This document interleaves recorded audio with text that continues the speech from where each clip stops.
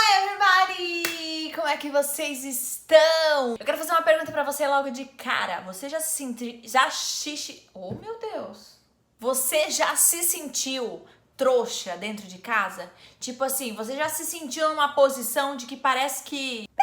Quem é você pra falar isso pra mim? Quem é você pra pedir isso pra mim? Quem você acha que é pra achar que eu devo fazer isso pra você? Você já se sentiu assim, como mulher, como esposa dentro de casa? Então, fica até o final que eu já tive essa experiência e eu quero compartilhar algo com você.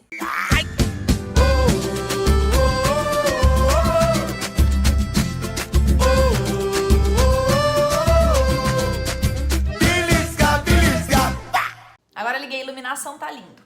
É o seguinte, aconteceu isso comigo no início do meu casamento. Eu lembro que eu casei numa expectativa assim de me sentir muito independente. Então eu entrei no casamento com essa mentalidade de que na verdade a única coisa que eu queria era, entre aspas, me livrar de todas as regras de casa, das regras do meu pai, da minha mãe. Queria entrar a hora que eu quisesse dentro de casa, eu queria comer o que eu quisesse. Então, essa era a realidade da minha casa. Eu queria me casar para que de alguma forma eu estivesse livre, que não existisse lei, que não existisse regras, e agora eu pudesse viver o que eu quisesse. Isso é muito bizarro, né? Porque quando eu cheguei dentro do casamento, a única coisa que eu percebi é que, na verdade, eu estava completamente errada. Então, quando eu entrei no casamento, eu entrei com essa consciência. E eu pensava, quer fazer comida? Tá com fome? Vai fazer. Quer uma roupa limpa? Vai lavar. Afinal, você tem dedos que nem eu, você tem cabeça que nem eu, pode pensar como eu. E aí, entramos dentro do casamento dessa forma e, obviamente, gente,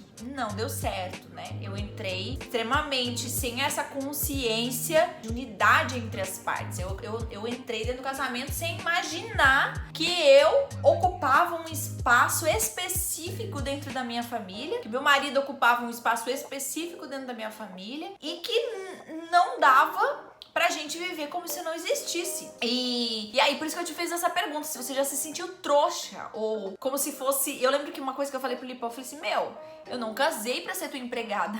Talvez você já até falou isso, né, dentro do seu relacionamento. Porque quando a gente não sabe a nossa posição, a gente acha que tudo que a gente faz é algo de alguma forma ou outra passando por cima da gente. Isso não é verdade.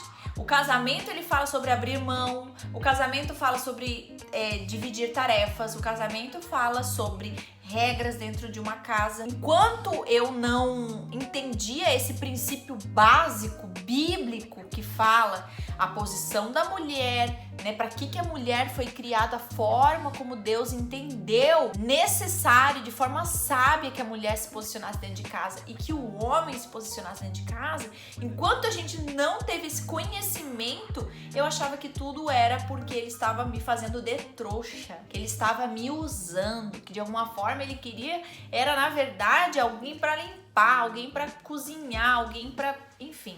E aí eu percebi que, na verdade, eu estava completamente errada. O dia que eu decidi pensar, raciocinar, ler a Bíblia, entender o que a Bíblia fala, foi aí que meu casamento começou a mudar. Foi exatamente no período em que eu disse, ok, eu preciso aprender com a Bíblia qual é o meu lugar como esposa. E aí foi muito interessante que com isso nós começamos a direcionar a nossa casa, o nosso lar de forma diferente. Agora eu tinha um espaço e agora eu sabia o que eu tinha que fazer. E é muito interessante que eu tava observando algumas, lendo, estudando, pesquisando sobre esse assunto. Aliás, eu estou pregando muito sobre esse assunto por aí, sobre o papel do homem, o papel da mulher, o que a Bíblia fala, como nós vivemos, como nós devemos viver, o que a queda fez e assim por diante. Mas Deus me trouxe uma revelação muito legal e fala que, porque assim, existe uma passagem, existe uma versão na Bíblia, João Ferreira de Almeida, que diz, quando aquela passagem, quando Jesus vai aos céus, ele deixaria o seu Consolador. E aí, essa versão diz assim, eu deixarei o meu ajudador. Quando ele fala sobre isso, que ele tá falando que vai deixar o Espírito Santo, ele fala sobre ajudador e a gente tem que lembrar das características do Espírito Santo.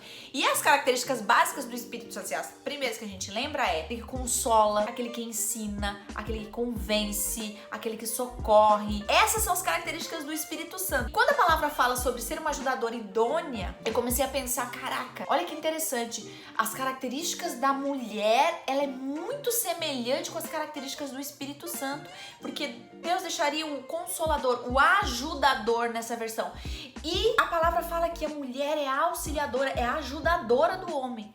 E aí eu falei, então quer dizer que, na verdade, a mulher ela não é rebaixada por ser auxiliar, mas ela ocupa um lugar específico, que não é menos do que o homem, mas um lugar e uma posição específica. E enquanto a mulher ela não descobre qual é esse lugar, ela não tem harmonia dentro de casa. E aí vive uma competição gigantesca, né? Quem pode mais?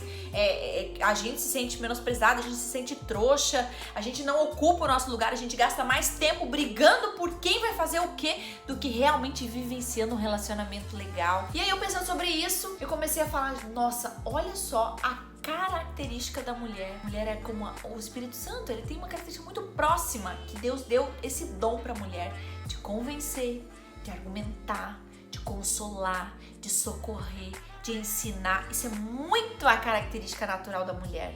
E eu fiquei pensando sobre isso. Eu falei, gente, a mulher tem uma voz fundamental dentro de casa. Obviamente que a Bíblia fala que quem decide, ou quem é o líder, o cabeça da casa é o homem, né? Então, a gente passou recentemente por uma situação bem interessante, assim, que o Lipão, ele, claro, na minha casa, ele sempre que foi que decidiu, e eu entendi dessa forma, biblicamente, por isso nossa casa é muito abençoada, porque ele tem, esse é papel dele, é responsabilidade dele guiar a nossa casa, e eu aqui consolo, confronto, falo, dou voz, né, me comunico, falo, olha, isso aqui não deveria ser assim, talvez se a gente pensasse de outra forma. Tenho essa voz, eu preciso exercer essa voz profética dentro da minha casa. E aí quando aconteceu essa situação, o Lipão tomou uma decisão. Essa decisão não foi a melhor decisão. E na época eu falei assim pra ele, ó, eu acho que essa decisão não foi a melhor decisão que você tomou. E aí ele falou, não, eu acho que foi e tal, e assim por diante. E aí passou-se um tempo, deu B.O., né? Eu falei, olha, não falei pra você, não deu certo e tal. E aí, enfim, o Senhor começou a falar comigo e ele disse, olha, diga a ele que ele precisa se quebrantar, quebrar o orgulho, ele precisa fazer algumas coisas que eu tô pedindo. E aí o Espírito Santo começou a falar muito comigo e eu falei, meu, como é que eu vou falar isso pra ele, gente? Ai, que saco! Eu falei, Espírito Santo, se o Senhor quer falar, fala com ele, meu. Eu vou falar? Que saco!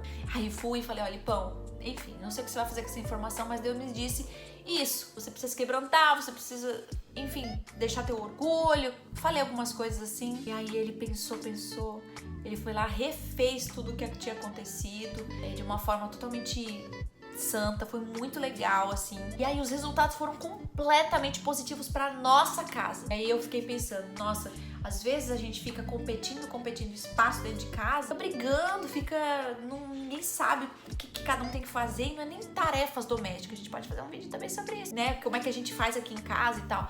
Mas de você entender qual que é a sua posição. E você, mulher, tem uma posição muito poderosa dentro da sua casa. Você precisa conhecer esse espaço. Você é uma voz profética, né? O dia que a gente fechar nossa boquinha, de parar de murmurar, de reclamar da nossa casa, de reclamar do nosso marido, de reclamar da nossa condição financeira, e a gente começar a usar a nossa voz, nosso argumento, nosso poder de convencimento para o bem da nossa casa, a gente vai ver muita coisa sendo transformada. É um dia que a gente, por exemplo, você tá numa situação financeira terrível dentro de casa, e aí você acaba reclamando, porque você é um banana, porque você é responsável por isso, você não faz nada, você não arruma um emprego, não sei o que, você administra mal. Quando a gente fica falando, se murmurando, né? A palavra fala, né, em Provérbios, que a mulher, ela edifica, ela tem o poder de edificar a sua casa com as suas próprias mãos e também tem o poder de destruir. Então, quando a gente usa a nossa boca pra falar besteira, pra reclamar, pra murmurar, a gente destrói a nossa casa. E aí, o meu convite pra você é, numa situação dessa, você usar a sua boca, sua mente, seus pensamentos, suas mãos, pra contribuir com a sua casa, porque você é uma voz dentro da sua casa. E aí você pegar, abrir a internet, ver um curso no YouTube falando sobre administrar bem os seus bens, o seu dinheiro, a sua casa. E você fala, olha só o que eu achei aqui na internet. Vamos fazer esse curso juntos? Olha só o que eu achei, acho que vai ser muito bom pra nós. Olha só a diferença, você tem esse poder nas suas mãos. Muito importante você conhecer o seu espaço na Bíblia. O seu espaço está lá na criação, quando Deus colocou princípios básicos de relacionamento. Eu quero te convidar a pensar um pouquinho sobre isso. Você tem poder para destruir a sua casa, como você também tem poder para edificar. Saibam o seu lugar, e o seu lugar não é menos, mas descubra para aquilo que Deus está conduzindo a sua casa. Qual é o seu papel nessa situação que você está vivendo? Edificar ou destruir? Então, a gente pode falar mais sobre isso, é um assunto muito legal, né? A gente fala mais com calma em outros vídeos, mas hoje eu só queria falar mesmo essa parte de posição. Descubra quem você é dentro do seu relacionamento. Deus abençoe vocês! Fiquem com Deus!